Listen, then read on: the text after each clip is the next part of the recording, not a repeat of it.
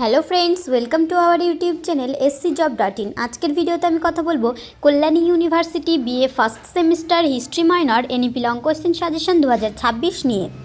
তোমাদের মধ্যে যাদের ফার্স্ট সেমিস্টারে হিস্ট্রি মাইনর পেপারটি রয়েছে, এই ভিডিওটি তাদের জন্য খুবই হেল্পফুল হতে চলেছে। এই ভিডিওটিতে আমি তোমাদেরকে দেখাবো তোমাদের ফার্স্ট সেমিস্টার হিস্ট্রি মাইনর পেপারের সিলেবাসে কী কী রয়েছে এবং সিলেবাস অনুযায়ী কোন কোন ইউনিট থেকে কী কী প্রশ্ন রয়েছে। তাই ভিডিওটি স্কিপ না করে শেষ পর্যন্ত দেখতে থাকো, আশা করছি তোমরা খুবই উপকৃত হবে। তো চলো এবার আমি তোমাদেরকে প্রথমেই তোমাদের BA first semester history minor পেপারের সিলেবাসটি দেখিয়ে দিই। সিলেবাসের হেডলাইনে দেখো রয়েছে history of India from the earliest times to the early medieval period, syllabus 2025 to 2026। আদিকাল থেকে মধ্যযুগ পর্যন্ত ভারতের ইতিহাস। ভালো করে দেখে নাও ইউনিট 1-এ কী কী রয়েছে, এরপরে রয়েছে তোমাদের ইউনিট 2, এরপরে রয়েছে ইউনিট 3 এবং তারপরে রয়েছে ইউনিট 4। এবার আমি তোমাদেরকে সিলেবাস অনুযায়ী কোন কোন ইউনিট থেকে কী কী প্রশ্ন রয়েছে সেগুলি দেখাবো। তার আগে তোমাদেরকে বলে রাখি, আমাদের কাছে তোমরা সমস্ত সেমিস্টারের সমস্ত পেপারের সাজেশন PDF কপি পেয়ে যাবে। ফার্স্ট সেমিস্টারের একটি পেপারের সাজেশন প্রাইস মাত্র 99 টাকা। তো চলো এবার শুরু করা যাক। ইউনিট 1 প্রত্নতাত্ত্বিক ও সাহিত্যের উৎস। প্রথম প্রশ্ন রয়েছে মেসোলিথিক বা মধ্যপ্রস্তর যুগের সংস্কৃতির পরিচয় দাও। আমাদের সাজেশনের প্রত্যেকটি প্রশ্নের উত্তর খুবই সুন্দর পয়েন্ট আকারে দেওয়া রয়েছে, তোমরা দেখতেই পাচ্ছ। প্রত্যেকটি ইউনিটের বেশি গুরুত্বপূর্ণ প্রশ্ন উত্তরগুলি সাজেশনের প্রথম দিকে এবং কম গুরুত্বপূর্ণ প্রশ্ন উত্তরগুলি তারপরে সাজানো রয়েছে। এখন থেকে যদি তোমরা সাজেশনগুলি সংগ্রহ করে পড়া শুরু করো তাহলে পরীক্ষাতে খুবই ভালো রেজাল্ট করতে পারবে। তো এরপরের প্রশ্ন রয়েছে পরবর্তী বৈদিক যুগের রাজনৈতিক ব্যবস্থা আলোচনা করো। আমাদের কাছ থেকে যদি তোমরা এই সাজেশন PDF কপিটি বাই করো তাহলে তোমাদেরকে আলাদা করে আর কোনো টেক্সট বুক বা সাজেশন বুক ফলো করতে হবে না। এই সাজেশন PDF কপির মধ্যে থেকেই তোমরা সমস্ত প্রশ্ন উত্তর কমন পেয়ে যাবে। এরপরের প্রশ্ন ঋগ্বৈদিক বা খ্রিস্টপূর্ব 6ষ্ঠ শতকে ভারতের আর্থসামাজিক অবস্থার পরিচয় দাও, অথবা ঋগ্বৈদিক এবং পরবর্তী বৈদিক যুগে সামাজিক অবস্থার পরিচয় দাও, অথবা ঋগ্বৈদিক যুগ এবং পরবর্তী বৈদিক যুগে অর্থনৈতিক অবস্থার পরিচয় দাও। আমাদের ওয়েবসাইটেও আমরা এই সাজেশনে বেশ কিছু গুরুত্বপূর্ণ প্রশ্ন উত্তর আপলোড করে থাকি। তোমরা যারা আমাদের সাজেশন কোয়ালিটি কেমন হবে তা দেখতে চাও তারা আমাদের ওয়েবসাইটটি ভিজিট করে দেখে সেই সাজেশন PDF কপিটি বাই করে নিতে পারো। আশা করছি তোমাদের কোনো প্রবলেম হবে না। এরপরের প্রশ্ন ষোড়শ মহাজনপদ সম্পর্কে একটি টিকা লেখো। এই ভিডিও ডেসক্রিপশন বক্সে তোমরা পেয়ে যাবে আমাদের WhatsApp number, website link, online payment number এবং আরও অন্যান্য ইম্পর্টেন্ট ইনফরমেশন। তাই ডেসক্রিপশন বক্সটি ফলো করতে একদমই ভুলো না। তোমরা যদি আরও অন্যান্য পেপারের অন্যান্য সেমিস্টারের সাজেশন ভিডিও দেখতে চাও তাহলে আমাদের চ্যানেলটি সাবস্ক্রাইব করে রাখো। সাজেশন সম্পর্কে যদি তোমাদের কোনো রকমের কোনো প্রশ্ন থেকে থাকে তাহলে এই ভিডিওর কমেন্ট বক্সে জানিয়ে যেতে পারো, প্রয়োজনে আমাদেরকে হোয়াটসঅ্যাপও করতে পারো। তোমরা আর কোন কোন সেমিস্টারের কোন কোন পেপারের সাজেশন ভিডিও দেখতে চাচ্ছ সেটিও কমেন্ট বক্সে লিখে জানিও। এরপরের প্রশ্ন মগধের উত্থানের পিছনে ভৌগোলিক ও অর্থনৈতিক কারণগুলি সংক্ষেপে আলোচনা করো। এরপরের প্রশ্ন সাম্রাজ্যবাদী শক্তি হিসেবে মগধের উত্থানের কারণগুলি সংক্ষেপে আলোচনা করো, অথবা তুমি কি মগধের উত্থানকে কিভাবে ব্যাখ্যা করবে, অথবা মগধের উত্থানের কারণগুলি কী ছিল। এরপরের প্রশ্ন ঋগ্বৈদিক যুগে নারীদের অবস্থান কেমন ছিল, পরবর্তী বৈদিক যুগে কি নারীদের অবস্থার কোনো পরিবর্তন ঘটেছিল, অথবা আদি বৈদিক যুগ থেকে পরবর্তী বৈদিক যুগ পর্যন্ত নারীদের অবস্থার পরিবর্তন সম্পর্কে আলোচনা করো।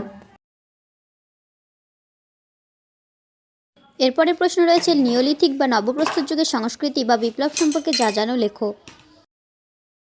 এরপরের প্রশ্ন রয়েছে তুমি কি মনে করো হরপ্পা সভ্যতা একটি নগর সভ্যতা ছিল, অথবা হরপ্পা বা সিন্ধু সভ্যতার অবদান আলোচনা করো, অথবা হরপ্পা সভ্যতার নাগরিক জীবনের পরিচয় দাও, অথবা হরপ্পা বা সিন্ধু সভ্যতার প্রধান বৈশিষ্ট্যগুলি লেখো। পরের প্রশ্ন ভারতে বৌদ্ধ ও জৈন ধর্মের উত্থানের পেছনে সামাজিক ও অর্থনৈতিক কারণগুলি ব্যাখ্যা করো, অথবা ভারতের ইতিহাসে বৌদ্ধ ধর্ম ও জৈন ধর্মের উত্থানে প্রতিবাদী ধর্মীয় আন্দোলনের গুরুত্ব বিশ্লেষণ করো। এরপরের প্রশ্ন জৈন ধর্ম ও বৌদ্ধ ধর্মের উত্থানের কারণগুলি আলোচনা করো। এরপরের প্রশ্ন আর্যদের আদি জন্মভূমি সংক্রান্ত তত্ত্বগুলি আলোচনা করো, অথবা আর্য বিতর্ক সম্পর্কে আলোচনা করো। পরের প্রশ্ন প্রাচীন ভারতের ইতিহাস রচনার ক্ষেত্রে প্রত্নতাত্ত্বিক উপাদানের গুরুত্ব আলোচনা করো, অথবা প্রাচীন ভারতের ইতিহাস রচনায় শিলালিপি, মুদ্রা, স্মৃতিসৌধ, স্থাপত্য ও ভাস্কর্যের গুরুত্ব আলোচনা করো, অথবা প্রাচীন ভারতের ইতিহাস রচনার উপাদান হিসেবে মুদ্রা ও শিলালিপির গুরুত্ব আলোচনা করো, অথবা প্রাচীন ভারতের ইতিহাস রচনায় মুদ্রার গুরুত্ব কতখানি আলোচনা করো। পরের প্রশ্ন রয়েছে পরবর্তী বৈদিক যুগের সামাজিক ও অর্থনৈতিক অবস্থার পরিচয় দাও। এরপরে দেখো ইউনিট 2 মৌর্য সাম্রাজ্যের উত্থান। প্রথম প্রশ্ন রয়েছে ভারতের ইতিহাসে চন্দ্রগুপ্ত মৌর্যের কৃতিত্ব নিরূপণ করো, অথবা সাম্রাজ্যের প্রতিষ্ঠাতা হিসেবে চন্দ্রগুপ্ত মৌর্যের কৃতিত্ব ও কার্যাবলী আলোচনা করো। এরপরের প্রশ্ন সম্রাট অশোকের শাসন সংস্কার সমূহের বর্ণনা দাও, অথবা শাসক হিসাবে অশোকের কার্যকলাপ আলোচনা করো, অথবা মৌর্য শাসন ব্যবস্থার কোন কোন ক্ষেত্রে অশোক পরিবর্তন সাধন করেন। পরের প্রশ্ন বৌদ্ধ ধর্ম এবং অশোকের ধম্ম এর মধ্যে কি কোনো পার্থক্য ছিল। এরপরের প্রশ্ন, অশোকের ধম্ম এর স্বরূপ সম্পর্কে আলোচনা করো অথবা অশোকের ধম্ম এর বৈশিষ্ট্যগুলি লেখো। এরপরের প্রশ্ন, মৌর্য শাসন ব্যবস্থাকে সীমাহীন স্বৈরাচার নয় বরং প্রজাহিতৈষী স্বৈরাচার বলা হয়, ব্যাখ্যা করো। অথবা মৌর্য শাসন ব্যবস্থার মূল বৈশিষ্ট্যগুলি সমূহ আলোচনা করো।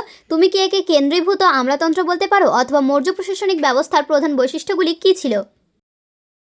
পরের প্রশ্ন, কুষাণদের উত্থান সম্পর্কে আলোচনা করো অথবা প্রথম কনিষ্কের কৃতিত্ব মূল্যায়ন করো অথবা কুষাণ সম্রাট কনিষ্কের অবদান আলোচনা করো অথবা বৌদ্ধ ধর্মের পৃষ্ঠপোষকতার বিশেষ উল্লেখ সহ কনিষ্কের কৃতিত্ব মূল্যায়ন করো। এরপরে প্রশ্ন, গান্ধার শিল্পের উপর একটি টিকা লেখো অথবা ভারতীয় শিল্পের ধারায় গান্ধার শিল্পের প্রভাব উল্লেখ করে গান্ধার শিল্পের উপর সংক্ষিপ্ত টিকা লেখো। পরের প্রশ্ন, কুষাণ যুগের স্থাপত্য ভাস্কর্য ও শিল্পকলার পরিচয় দাও অথবা মথুরা শিল্পের উপর একটি টিকা লেখো। পরের প্রশ্ন, সাতবাহন রাজা গৌতমীপুত্র সাতকর্ণীর অবদান আলোচনা করো। পরের প্রশ্ন, মৌর্য সাম্রাজ্যের পতনের কারণগুলি ব্যাখ্যা করো অথবা মৌর্য সাম্রাজ্যের পতনের জন্য সম্রাট অশোক কতটা দায়ী ছিলেন অথবা মৌর্য সাম্রাজ্যের পতনের ব্রাহ্মণ্যবাদী প্রতিক্রিয়া কতখানি দায়ী ছিল, ব্যাখ্যা করো। পরের প্রশ্ন, সঙ্গম সাহিত্য সম্পর্কে একটি সংক্ষিপ্ত টিকা লেখো। এরপরের প্রশ্ন, চন্দ্রগুপ্ত কিভাবে মৌর্য সাম্রাজ্য প্রতিষ্ঠা করেন। পরের প্রশ্ন, সাতবাহন যুগের সামাজিক অর্থনৈতিক অবস্থা ও বাণিজ্যের পরিচয় দাও অথবা সাতবাহন সাম্রাজ্যের সামাজিক গঠন আলোচনা করো অথবা সাতবাহন যুগের অন্তর্বাণিজ্য ও বহির্বাণিজ্যের উপর সংক্ষিপ্ত আলোচনা করো অথবা সাতবাহন সমাজ ব্যবস্থার সংক্ষিপ্ত পরিচয় দাও। পরের প্রশ্ন, খ্রিস্টীয় দ্বিতীয় শতকে ইন্দো রোমান বাণিজ্যের উপর একটি টিকা লেখো অথবা ভারত রোম বাণিজ্যের উপর একটি সংক্ষিপ্ত টিকা লেখো অথবা মৌর্যোত্তর কুষাণ যুগের অর্থনীতি কিভাবে ভারত রোম বাণিজ্যকে কেন্দ্র করে আবর্তিত হয়েছিল অথবা কুষাণ যুগে কিভাবে রোম ভারত বাণিজ্য বিস্তার লাভ করেছিল অথবা রোমান সাম্রাজ্যের সঙ্গে দূরপাল্লার বাণিজ্য বিস্তারে কুষাণদের মধ্য এশীয় সাম্রাজ্যের অবদান কি, এই বাণিজ্যের প্রকৃতি পর্যালোচনা করো অথবা মৌর্যোত্তর যুগের অর্থনৈতিক সমৃদ্ধির ক্ষেত্রে বৈদেশিক ও অভ্যন্তরীণ বাণিজ্যের পরিচয় দাও। এরপরের প্রশ্ন, বৈষ্ণব ধর্ম ও শৈব ধর্ম সম্পর্কে আলোচনা করো। পরের প্রশ্ন রয়েছে, কৌটিল্যের অর্থশাস্ত্র এবং মেগাস্থিনিসের ইন্ডিকা গ্রন্থের গুরুত্ব আলোচনা করো অথবা কৌটিল্যের অর্থশাস্ত্র গ্রন্থের উপর একটি টিকা লেখো অথবা মেগাস্থিনিস কে ছিলেন অথবা মৌর্য ইতিহাসের ক্ষেত্রে মেগাস্থিনিসের ইন্ডিকা গ্রন্থের ঐতিহাসিক গুরুত্ব আলোচনা করো। এরপরের ইউনিট রয়েছে ইউনিট 3, গুপ্ত সাম্রাজ্যের উত্থান। প্রথম প্রশ্ন রয়েছে, গুপ্ত সাম্রাজ্যের পতনের কারণগুলি মূল্যায়ন করো। পরের প্রশ্ন রয়েছে, স্কন্দগুপ্তকে ভারতের রক্ষাকারী বলা হয় কেন, বিশ্লেষণ করো অথবা গুপ্ত সাম্রাজ্যের রক্ষাকারী হিসেবে স্কন্দগুপ্তের কৃতিত্ব মূল্যায়ন করো। পরের প্রশ্ন, গুপ্ত সম্রাট দ্বিতীয় চন্দ্রগুপ্তের কৃতিত্ব মূল্যায়ন করো। পরের প্রশ্ন, গুপ্ত যুগকে শিল্প ও স্থাপত্যের ক্ষেত্রে সুবর্ণ যুগ বলা হয় কেন অথবা গুপ্ত যুগকে সুবর্ণ যুগ বলা কতটা যুক্তিসঙ্গত অথবা তুমি কি গুপ্ত যুগকে স্বর্ণযুগ বলে মনে করো, যদি মনে করো তবে কেন, অথবা গুপ্ত যুগকে কেন প্রাচীন ভারতের সুবর্ণ যুগ বলা হয়।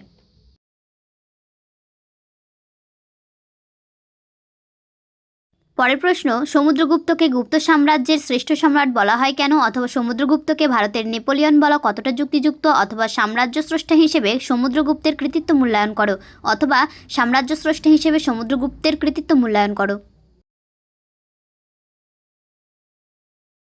এরপরে প্রশ্ন, গুপ্ত যুগের কেন্দ্রীয় ও প্রাদেশিক শাসন ব্যবস্থা সম্পর্কে আলোচনা করো অথবা গুপ্ত যুগের শাসন ব্যবস্থার একটি সংক্ষিপ্ত পরিচয় দাও।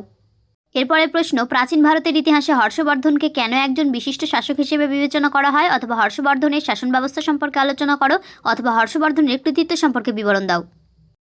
এরপরের প্রশ্ন, তুমি কি মনে করো যে আদিমধ্যযুগের ভারতে সামন্ত ব্যবস্থা বিকশিত হয়েছিল। পরের প্রশ্ন, প্রাচীন ও আদিমধ্যযুগীয় ভারতে সামন্ততন্ত্রের স্বরূপ বিশ্লেষণ করো। পরের প্রশ্ন, গুপ্ত যুগের সাহিত্য, শিল্প, বিজ্ঞান ও সংস্কৃতির পরিচয় দাও। পরের প্রশ্ন, গুপ্ত যুগের অভ্যন্তরীণ ও বহির্বাণিজ্যের পরিচয় দাও অথবা গুপ্ত সাম্রাজ্যের সুবর্ণযুগ সংক্রান্ত বিতর্কের মীমাংসা করো। এরপরের প্রশ্ন, গুপ্ত শাসন ব্যবস্থার প্রকৃতি ও বৈশিষ্ট্যগুলি আলোচনা করো। এরপরের প্রশ্ন, গুপ্ত যুগের স্থাপত্য, ভাস্কর্য ও শিল্পকলার পরিচয় দাও। এরপরের প্রশ্ন, প্রাচীন ভারতের গিল্ডগুলির কার্যাবলী আলোচনা করো অথবা আদিম মধ্যযুগে ভারতের গিল্ড ব্যবস্থা কিভাবে বিকশিত হয়েছিল। পরের প্রশ্ন, প্রাচীন ও আদি মধ্যযুগীয় ভারতের সামন্ততন্ত্রের স্বরূপ বিশ্লেষণ করো। পরের প্রশ্ন, হর্ষবর্ধন সমগ্র উত্তর ভারতের অধীশ্বর ছিলেন, এই দাবিকে তুমি কতটা সমর্থন করবে আলোচনা করো অথবা হর্ষবর্ধনকে সকলোত্তর পথনাথ বলা কতটা যুক্তিযুক্ত বিশ্লেষণ করো অথবা পুষ্যভূতি বংশের রাজা হর্ষবর্ধনের রাজনৈতিক কর্মকাণ্ডের পরিচয় দাও অথবা রাজ্য বিজেতা হিসেবে রাজা হর্ষবর্ধনের কৃতিত্ব মূল্যায়ন করো। পরের প্রশ্ন, সমুদ্রগুপ্তের বৈদেশিক নীতি আলোচনা করো। পরের প্রশ্ন, বাণভট্ট রচিত হর্ষচরিত গ্রন্থের পরিচয় দাও অথবা ঐতিহাসিক গ্রন্থ হিসেবে হর্ষচরিতের পরিচয় দাও। এবার দেখা রয়েছে ইউনিট 4, কেন্দ্রীভূত ভারত থেকে বিকেন্দ্রীকরণের দিকে অগ্রগতি। প্রথম প্রশ্ন রয়েছে, চোল রাজা রাজেন্দ্র চোলের কৃতিত্ব সম্পর্কে একটি সংক্ষিপ্ত প্রবন্ধ লেখো। এরপরের প্রশ্ন, পল্লবদের শিল্প ও স্থাপত্যের বৈশিষ্ট্য আলোচনা করো অথবা পল্লবদের সাংস্কৃতিক অবদান সম্পর্কে আলোচনা করো। পরের প্রশ্ন, রাজপুত রাজ্যগুলির পরাজয়ের আর্থসামাজিক কারণ ব্যাখ্যা করো।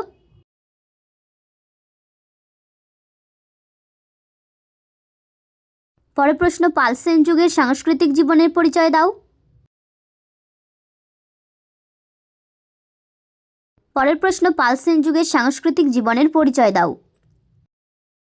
পরের প্রশ্ন, কনৌজের উপর আধিপত্য স্থাপনের জন্য প্রতিহার পাল ও রাষ্ট্রকূটদের মধ্যকার ত্রিদলীয় সংগ্রামের সংক্ষিপ্ত ইতিহাস লেখো অথবা পাল রাষ্ট্রকূট ও প্রতিহার রাজবংশের মধ্যে সংগঠিত ত্রিশক্তি সংগ্রামের একটি সংক্ষিপ্ত বিবরণ দাও।